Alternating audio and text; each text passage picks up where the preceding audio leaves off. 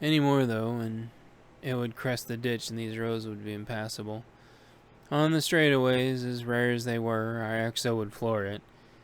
Where natural streams usually were, it was all bright, safety orange.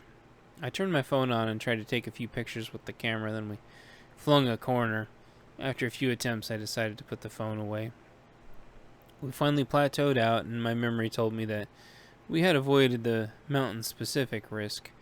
Out of the passenger side mirror, I could see orange start to ooze down the road after us. After us. I decided to jab our requisite tank. Hey, you think we're traveling west?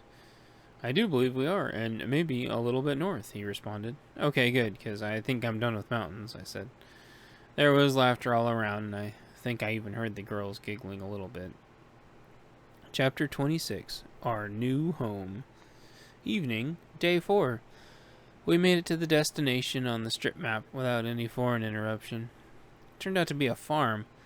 The sun was just starting to set. The property had a lot of land on it and was surrounded by trees and streams. It had a natural spring near our campsite, and people were bringing in supplies from all over. It had a high spot that we could overwatch from, and already had some good fencing due to the farm animals that were there. There were spots all over for us in the main house if we wanted, or in the barn if people preferred that instead. We would build our own permanent tiny homes as soon as we could, so these rooms could be rented back out to others as they were coming. I was shown to my temporary room and saw my big orange storm machine. It had enough power to last me a very long time, besides my tiny portable charger that I kept with me. My comms charging equipment was also with it. I sat down on my bed, completely exhausted. The tone in the room was sad, though. I didn't know how I'd be able to sleep at night knowing my cat was out there, probably to be found and eaten by the hordes of assholes who hadn't prepared. Before I could finish the thought, though, I heard her poetically squawk, her awful squawk, as she bounced off something plastic and bounded on the bed, right on top of my chest. All was right in the world. I knew with my cat and my team, I could do anything. Chapter 27, the following weeks. We built lookout posts around the perimeter and were met by our team and their families. They brought about a third of the AKs from the AK lab with them, and that's what we used to arm the new defensive group. It was mostly hunters on the local side that already had their own precision rifles and handguns, and then us tactical guys on the security team side. We had mostly AKs and ARs with our sidearms and some specialized precision rifles. It was a good balance, making sure nobody could really take over and enforce unconstitutional rules. More and more supplies kept coming in, such as cinder blocks and gravel for additional fortifications. We got a greenhouse set up and started doing patrols to look for anyone else holding out that didn't know where to go. We even scored several cases of vitamins in the back of a warehouse, thanks to quick thinking by our comm security guy, enough to keep a child and adult healthy for a long time. During this stressful period. As we scavenged every home and garden store we could find, we eventually had enough food and supplies to turn our homestead property into a veritable fortress. Sometimes we would even find the occasional gardener and their family, and they were given the option to join us. They always accepted, thankful that someone out there was looking out for them and not just there to steal their goods. Some of the nearby farms had abandoned beehives. We made sure to get them and secure them at our aspiring hamlet. We needed them to germinate all the garden plants we would have, and their wax would be important for us making our own chapstick. The honey would be good for innumerable applications. I was so happy that we were able to save the beehives. The girls, sisters we found out, unfortunately ended up not having any surviving family. Their mom and dad got killed on the freeway by raiders that patrolled the stretch of freeway that their parents were trying to escape on. They were from some upper middle class neighborhood that they decided to leave way after it was too late. They thought it'd be okay to go unannounced and unplanned to some retreat their rich friends had and didn't work out. A bunch of the families at our stronghold had children around their age. They all got along, and before too long, a bunch of us ended up being basically their spontaneous foster parents. We even made them a playground that doubled as a fortified observation post. They all got input on the design, and it kept them functionally safe, while able to have fun as well. With their toy guns, they practiced a lot of tactics in their play fort. We would instruct them from time to time how to do the tactics properly, and they absolutely loved it.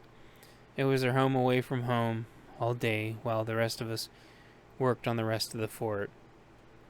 We even had little classes with them to show them to not play with real guns and how to tell the difference. In a surprise to none of us, a little education went a long way. The kids never shot each other, and there were no issues.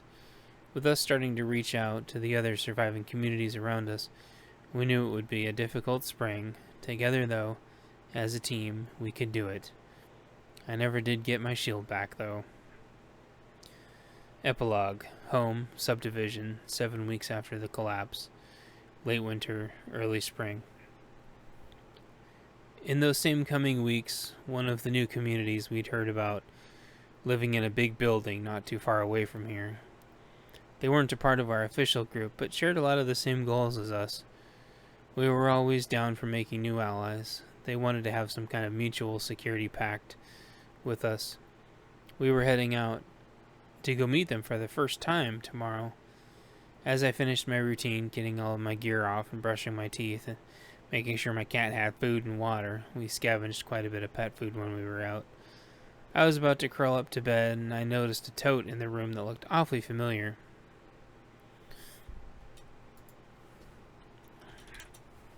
When they exfiltrated my subdivision, it must have gotten separated from my storm machine.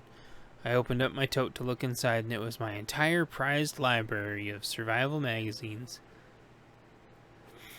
I had the essentials saved on my phone, but this had every publication of every single survival and prepper magazine put out over the last 3 years.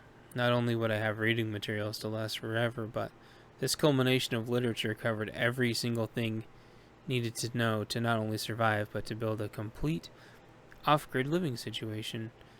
On top of the magazines was a sidearm that was not mine. It had a note under it. For such good job keeping everyone together. It was a 320 model pistol chambered in 9mm. It was modular for all different kinds of neat customizations people would want to do. The one I had is the one I always wanted, but was never able to get. I know the military ended up switching over to these, so they were a little bit more available than before. They kicked the runner-up model's ass by not a small margin. I picked it up and checked the chamber, and it was clear, no mag. It fit my hand like a glove, like the sand gun was literally originally crafted for my hand. I racked the slide, smooth as butter, pointed it in a safe direction, pulled the trigger. It broke crisp and clean. I finally had a main sidearm. I shuffled the literature around, and the sides of the totes were loaded with matching mags for the pistol. I promised myself I would work extra hard to continue earning everyone's respect. The materials were finally in to start working on my new tiny home. I'd start building it as soon as we got back from visiting the new potential allies tomorrow. I drifted off to sleep with my new pistol still in my hand.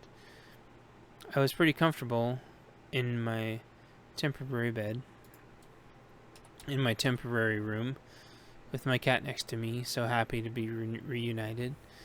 I slept all night solid, all positive dreams.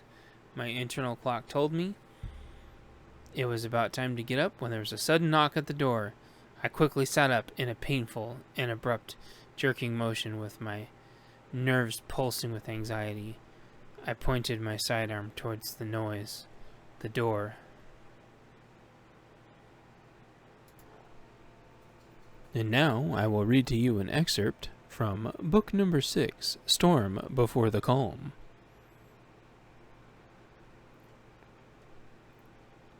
Chapter 1, Trying to Get Up, Home, Stronghold, 8 weeks after the collapse, late winter, early spring. I'd had a hell of a time getting to sleep. Way too much to do, such precious little time.